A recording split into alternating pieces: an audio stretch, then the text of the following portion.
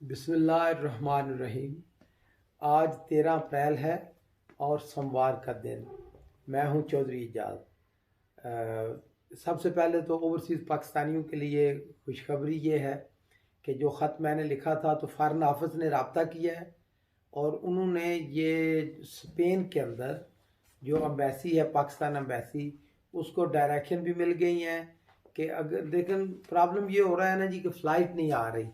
तो अगर कार्गो कोई फ़्लाइट होगी तो उसमें जो डेड बॉडी है या जो भी ये मामला, बहरहाल गवर्नमेंट ऑफ पाकिस्तान जो पॉसिबल वे है उसकी इजाज़त मिल गई है।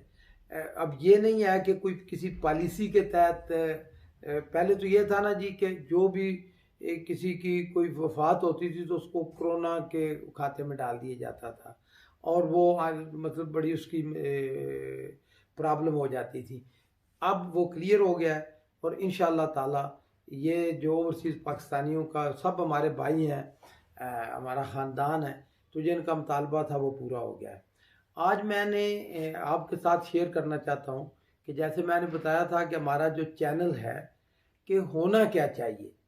देखिए ना, वैसे भी एक पार्लियामेंटेरियन की मेरे लिए बड़ी इज्जत की बात है कि आपने मुझे आज़ाद हसीयत से एमएनए बनाया। तो जिस तरह मैंने नुमाइंदगी की और आज तक जिस तरह आवाम की खिदमत का सफ़र जारी है, तो मैं चाहता हूँ कि अब आपकी राय को शामिल किया जाए कि होना क्या चाहिए। गवर्नमेंट को तजावीज़ दी जाए कि हाँ जी, इस मसले को ये होना चाहिए, और यही जमहूरियत होती है। तो मैं चाहता हूँ कि इस वक्त देखें, इस वक्त पाकिस्तान कोरोना की सूरत हाल के बाद तारीख के इस मोड़ पे दुनिया आ गई है कि अब बहुत सारे लोग तो ये कहते हैं कि जिस तरह कि इंसानियत की, पूरे इंसानों की जो कुर्रा अर्ज़ के ऊपर जो ये प्लेनेट है, तो इसको बहुत सारे ख़तरात पैदा हो गए हैं। लेकिन कुछ शख्सियतें तारीख में ख़ास टाइम के लिए ज़ौर पजीर होती हैं। मैं समझता हूँ कि ऐसे नाजुक वक़्त में पाकिस्तान की नुमाइंदगी इमरान खान जिस तरीके से कर रहे हैं, बजा तौर पे हर पाकिस्तानी को उस पर फ़ख्र है। लेकिन मैंने आज वज़ीर आज़म को ये लिखा है कि वक़्त का तकाजा ये है कि आप पूरी तरक्की पजीर ममालिक जितने भी हैं, पूरी दुनिया, थर्ड वर्ल्ड, ये तरक्की पजीर ममालिक जो हैं, इन सारे ममालिक को आप लीड करें, आप रहनुमाई करें। जितना इंटरनेशनली कद काठ इमरान खान का है, मैं समझता हूँ कि शायद ये कोई बैद नहीं है कि अल्लाह ताला ने इस वक्त के लिए इमरान खान को सियासत में लाया हो, वज़ीर आज़म पाकिस्तान बनाया हो, ताकि दुखी इंसानियत जो है इसका भला हो सके। देखें, इस वक्त पूरी तरक्की पजीर ममालिक जितने भी हैं, आप किसी मुल्क का देख लें, पाकिस्तान, कर्ज़ों के एक जो तरक्की याफ्ता ममालिक है ना जी, इस वक्त उन्होंने तरक्की पजीर ममालिक को कर्ज़ों में जकड़ा हुआ है। हर इंसान के ऊपर कर्जे हैं और किसी सूरत भी जो है इन कर्जों से जान छुड़ाना नामुमकिन हो गया है, और ख़ासकर कोरोना की वजह से। तो मैंने वज़ीर आज़म को ये लिखा है कि आप ये मुतालबा करें कि तरक्की याफ्ता ममालिक जो हैं, इन्होंने पहले ही दुनिया को बहुत लूटा है, बहुत इन्होंने फ़ायदे उठाए हैं, और बेसिकली ये तमाम इंसानों की ये मुश्तरका दौलत है। तो ये कर्ज़े गरीब ममालिक के, तरक्की पजीर ममालिक के कर्ज़े माफ़ कराने की मुहिम को वज़ीर आज़म पाकिस्तान लीड करें।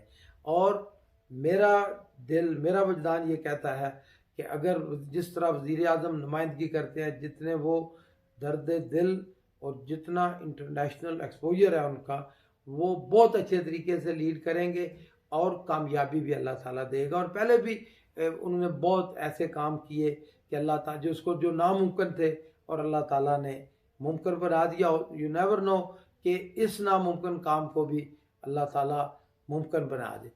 दूसरी बात जो मैं कहना चाहता हूँ, जो पाकिस्तान की इकानमी के ऊपर बोझ है इस वक्त, वो है ये जो बिजली पैदा करने वाली कंपनीज हैं। अच्छा, इसका बैकग्राउंड ये है, मैं कोई सियासी बात नहीं कर रहा, मैं दिल की बात और ईमानदारी से जो मैं सही समझता हूँ वो कह रहा हूँ कि देखें, ये बेनज़ीर और आसिफ जरदारी साहब ने 94 में गालबन ये एक नया एक काम शुरू किया, जिनको सो कॉल्ड बिजली के कारखाने का नाम दिया गया, आईपीपी या पावर प्रोड्यूसर, जो भी आप कह लें।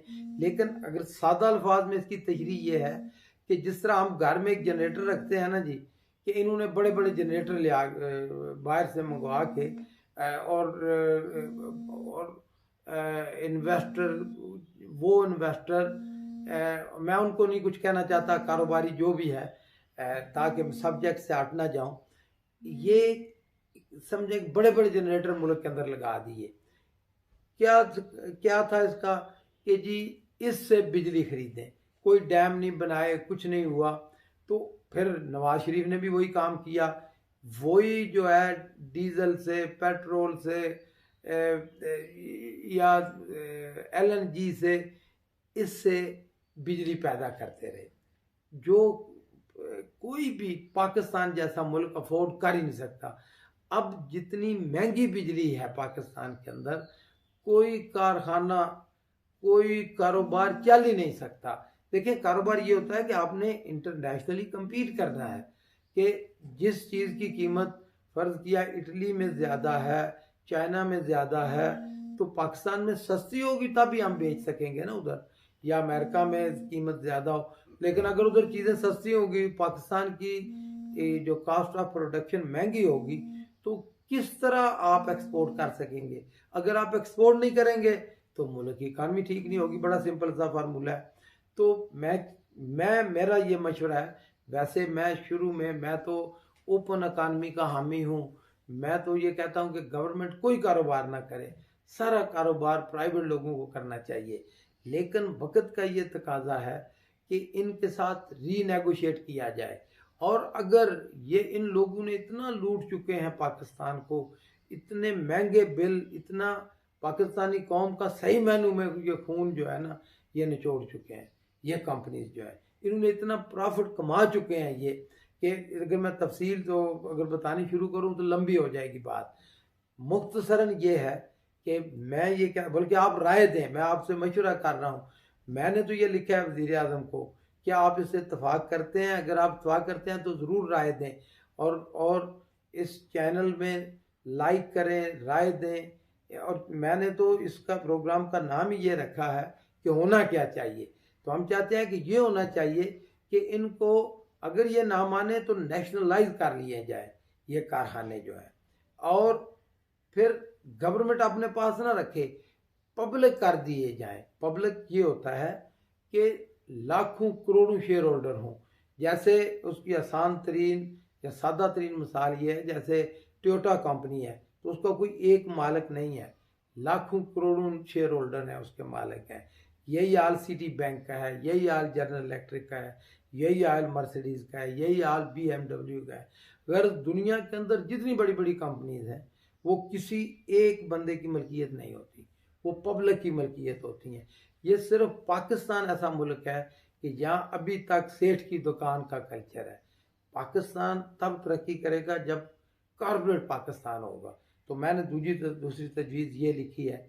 और मैं एक, क्यों बात लंबी हो गई है, और स्टील मिल के हवाले से मैंने कहा है कि देखें, हर एक चीज़ का एक वक्त होता है।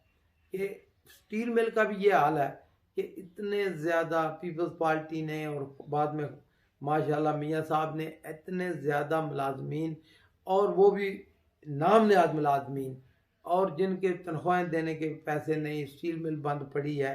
तो उसका एक ही हल है कि स्टील जो है, ये स्टील मिल पाकिस्तान आर्मी के हवाले कर दी जाए। पाकिस्तान आर्मी का जो अदारा है AWT, वो जो बैंक चला रहे हैं, बहुत अच्छा काम कर रहे हैं, जो और दूसरे कारोबार चला रहे हैं, 1 रुपये में पाकिस्तान आर्मी को बेच दें तो आर्मी भी हमारी है, मुल्क भी हमारा है। तो स्टील मिल का ये खसारा ये भी ख़त्म हो जाएगा।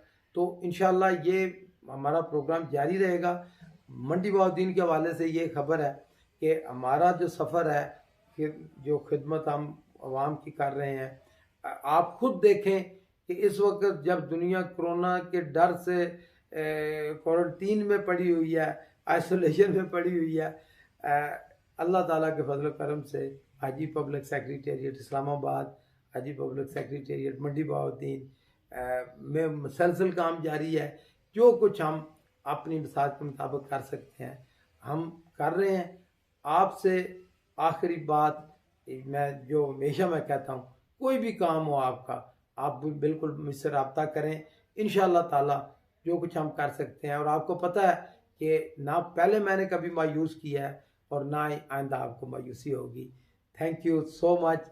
और मैं आपको ये भी कहना चाहूँगा कि आप राय ज़रूर दें, जो है ना, राय अपनी इसके अंदर कि और क्या होना चाहिए, तजावीज़ होनी चाहिए कि क्या तजावीज़ हो सकती हैं। बहुत मेहरबानी, शुक्रिया।